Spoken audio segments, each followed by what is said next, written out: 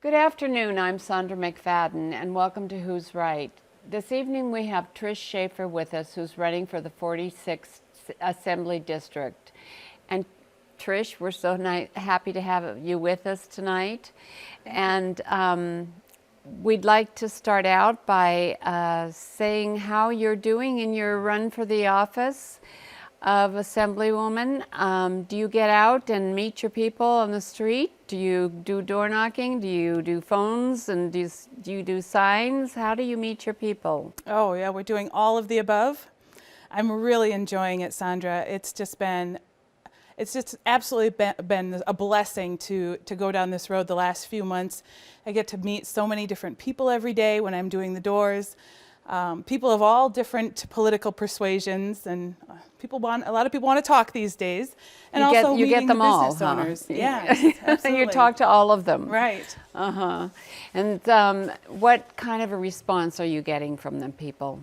Well, it's very enlightening to generally talking to the people at the doors. People are hoping for more of a consensus by their lawmakers. They're really hoping that we can come together and stop all of the partisanship. That really seems to be an overriding theory that I'm running into. And in talking to the business owners, when I'm visiting them at their companies, I'm hearing that they are really concerned that they can't find the, like for example, I talked to Don Wallin with Stoughton Trailers, and he tells me that he doesn't have a problem that there isn't an unemployment issue. He has jobs. Mm-hmm. Last week, this week, next week, he's hiring. He can't find the people to fill those jobs. Now, why is that? Well, he's got basic requirements such as just basic reading and basic math.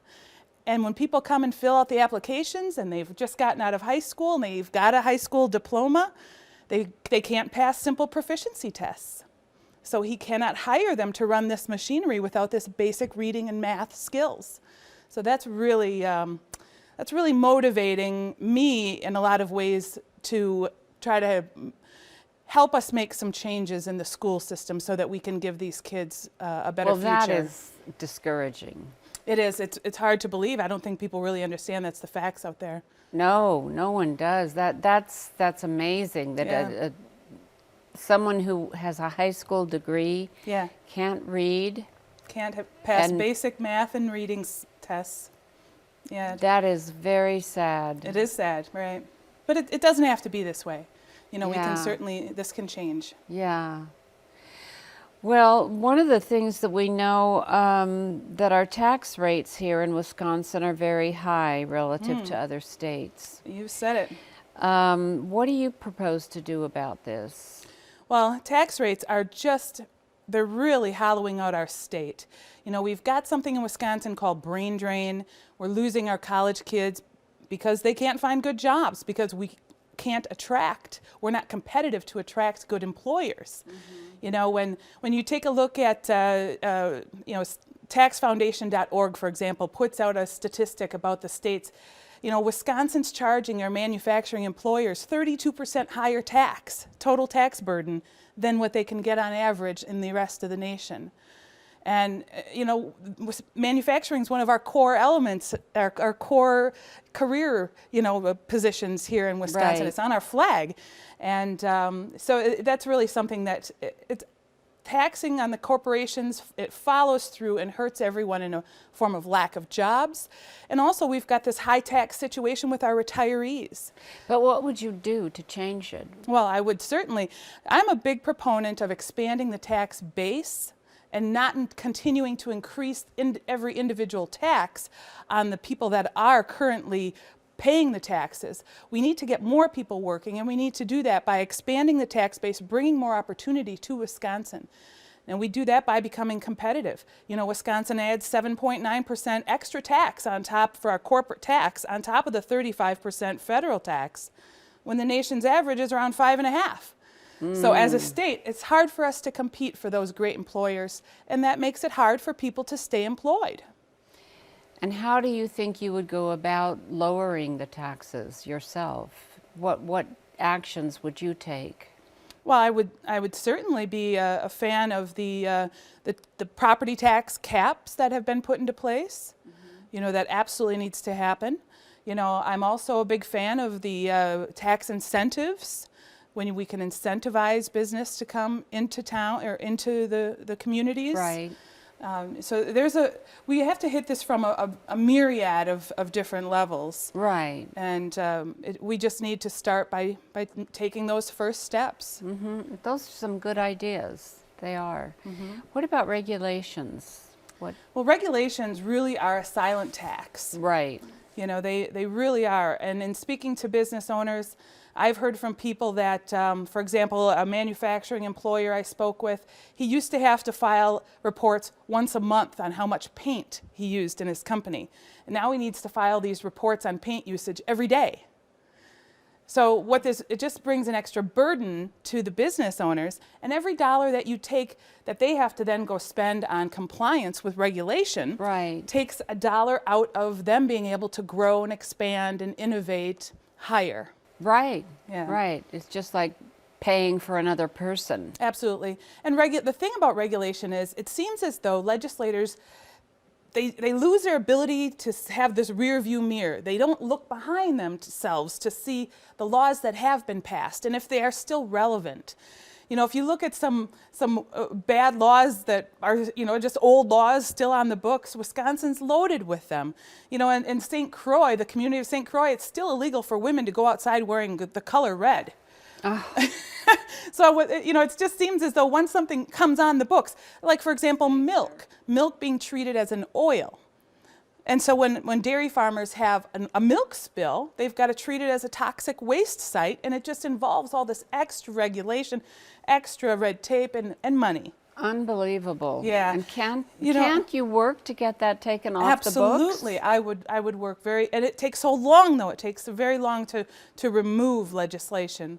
And, it really, the government's own Small Business Administration has stated that each employer is saddled with about $10,500 annual expense just in compliance with regulation.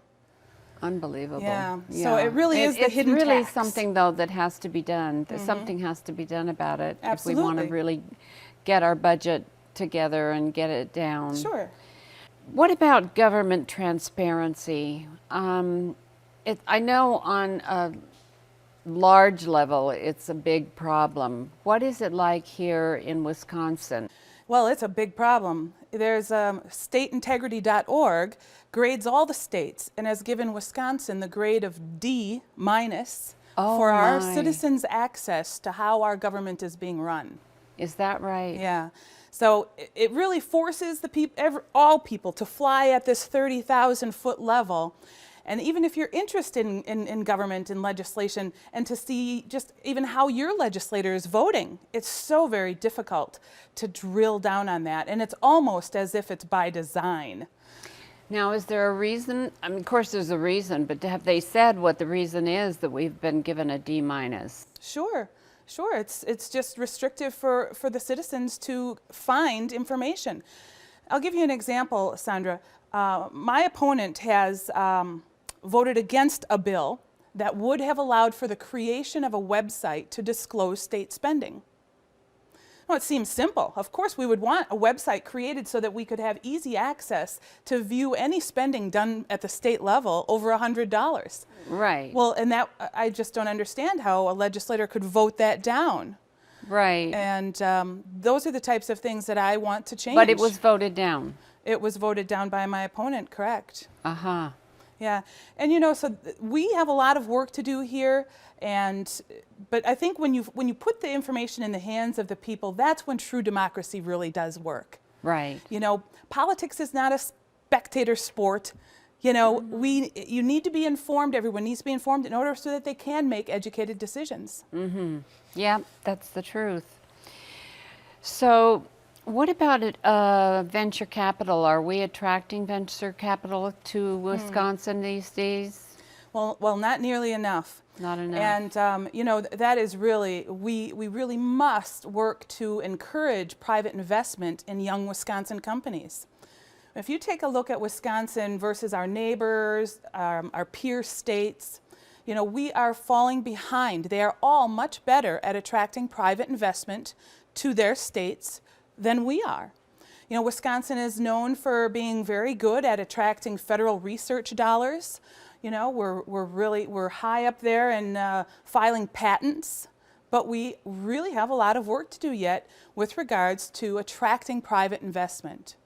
You know, and one way that we can do this is for the state to create a state venture capital fund which invests in other such funds.